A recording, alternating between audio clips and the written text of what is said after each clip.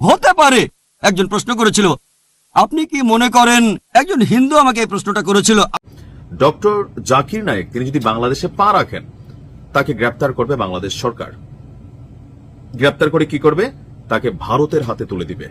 এই প্রত্যাশাকার প্রত্যাশা হচ্ছে ভারতের। এখন কেন হঠাৎ করে এই পেঁচটা লাগছে? আমি क्या आप जानते हैं कि जाकिर नाइक है कौन? আর বাংলাদেশ সফরে আসছেন জনপ্রিয় বক্তা ইসলামী চিন্তাবিদ জাকির নায়েক। আগামী 28 নভেম্বর থেকে 20 ডিসেম্বর পর্যন্ত প্রায় 1 মাস তাকে বাংলাদেশে থাকার অনুমতি প্রদান করেছে অন্তর্বর্তী সরকার। আর এটা শুনেই চটেছে ভারত। জাকির নায়েককে ঘিরে ইতোমধ্যেই বাংলাদেশকে কড়া বার্তাও দিয়েছে দেশটির।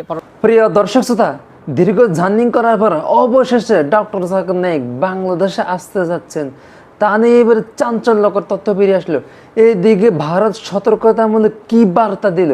তাহলে কি বাংলাদেশে আসলে সঙ্গে সঙ্গে ডক্টর জাকির নায়েককে গ্রেফতার করা হবে, নাকি ডক্টর জাকির নায়েককে ভারতের হাতে তুলে দিবে?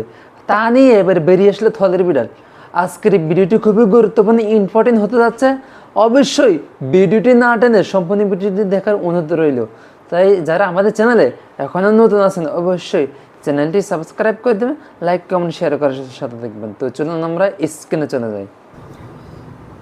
এই ক্ষেত্রে বাংলাদেশকে একটু সাহস দেখানো দরকার যে সকলের প্রিয় মানুষ, আমি জানি না যে যারা ধর্ম ব্যবসায়ী আছেন তাদের কাছে তিনি বিতর্কিত। দেখেন, ওনার বক্তব্যে হয়তো 2-4-5% ভুল টুল থাকতেও পারে, কিন্তু 95% একটা মানুষকে ফলো করার মতন একজন ইসলামিক স্কলার হচ্ছে ডক্টর জাকির নায়েক। কিন্তু সেই জাকির নায়েক যখন জীবনে প্রথমবারের মতন বা বাংলাদেশেও বাংলাদেশিদের জন্য আমাদের সুযোগ হচ্ছিল ওনাকে দেখার, কাছ থেকে লেকচার শোনার, ঠিক তখনই আসলো এই দুঃসংবাদ যে ডক্টর জাকির নায়েক তিনি যদি বাংলাদেশে পা রাখেন, তাকে গ্রেপ্তার করবে বাংলাদেশ সরকার। গ্রেপ্তার করে কি করবে? তাকে ভারতের হাতে তুলে দিবে। এই প্রত্যাশাকার প্রত্যাশা হচ্ছে ভারতের। এখন কেন হঠাৎ করে এই প্যাচটা লাগছে? আমি আমার আগের ভিডিওতে বলছিলাম যে ভারতে কিন্তু ডক্টর জাকির নায়েককে অবাঞ্ছিত ঘোষণা করা হয়েছে, এমনকি তিনি যে মালয়েশিয়া আছেন, মালয়েশিয়া সরকারের কাছে অনেকবার তাকে ফেরত চাওয়া হয়েছে, রয়ের মাধ্যমে তাকে নিয়ে আসার চেষ্টা করা হয়েছে, কিন্তু মালয়েশিয়া সরকার তাকে ফেরত দেয়নি।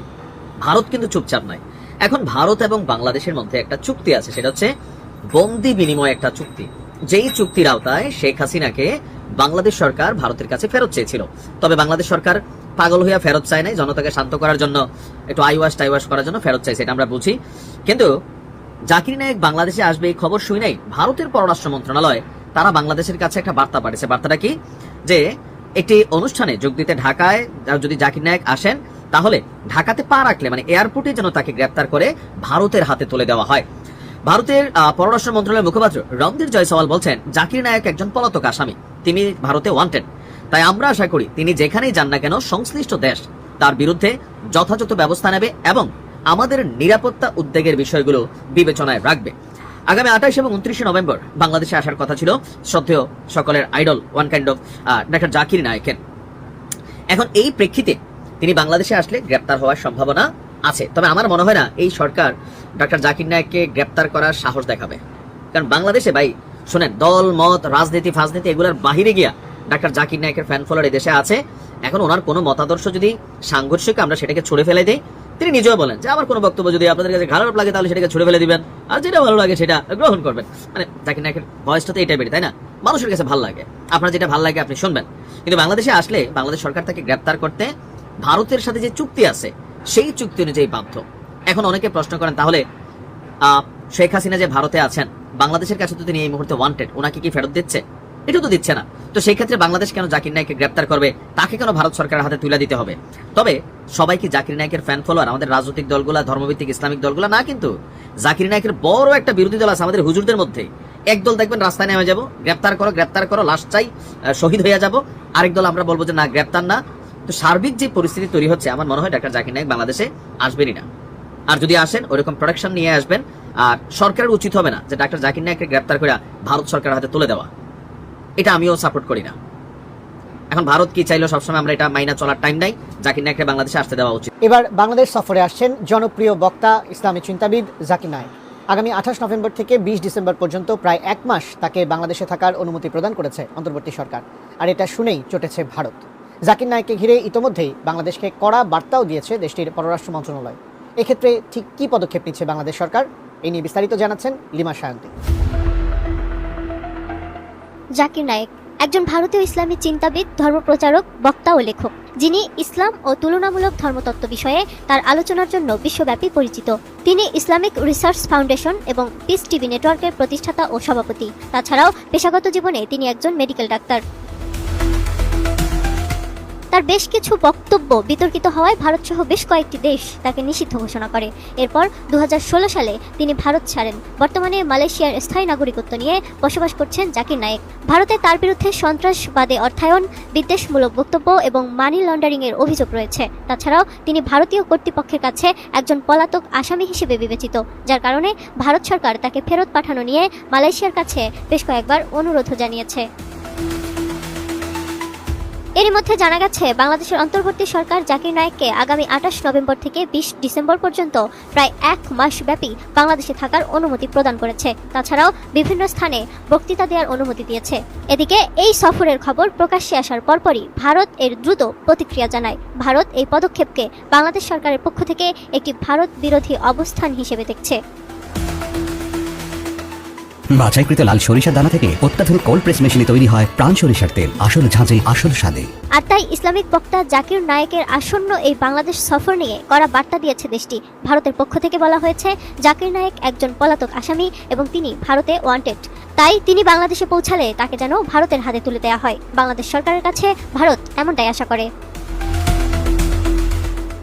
গত 30 অক্টোবর এক সংবাদ সম্মেলনে এই বার্তা দেন ভারতের পররাষ্ট্র মন্ত্রণালয়ের মুখপাত্র রণধীর জয়সওয়াল।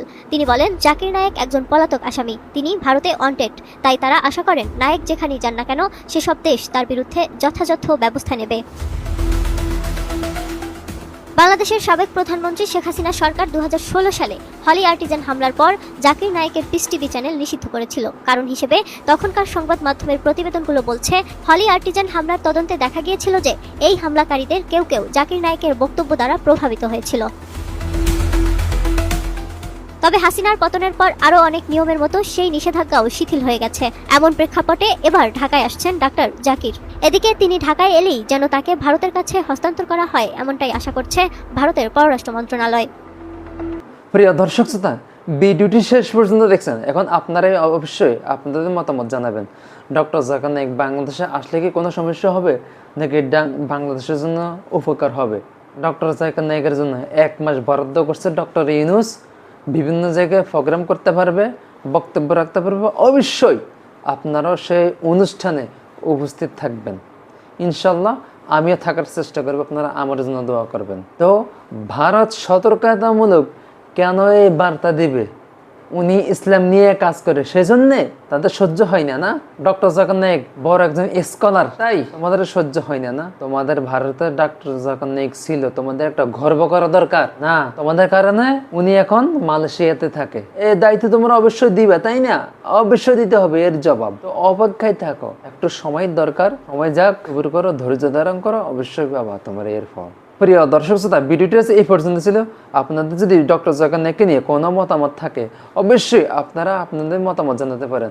তো ভিডিওটি এই পর্যন্ত ছিল। দেখা হচ্ছে পরবর্তী অন্য কোনো ভিডিও নিয়ে। সেই পর্যন্ত সকালে ভালো থাকবেন, সুস্থ থাকবেন এই কামনা করছি। আসসালামু আলাইকুম রহমতুল্লাহ।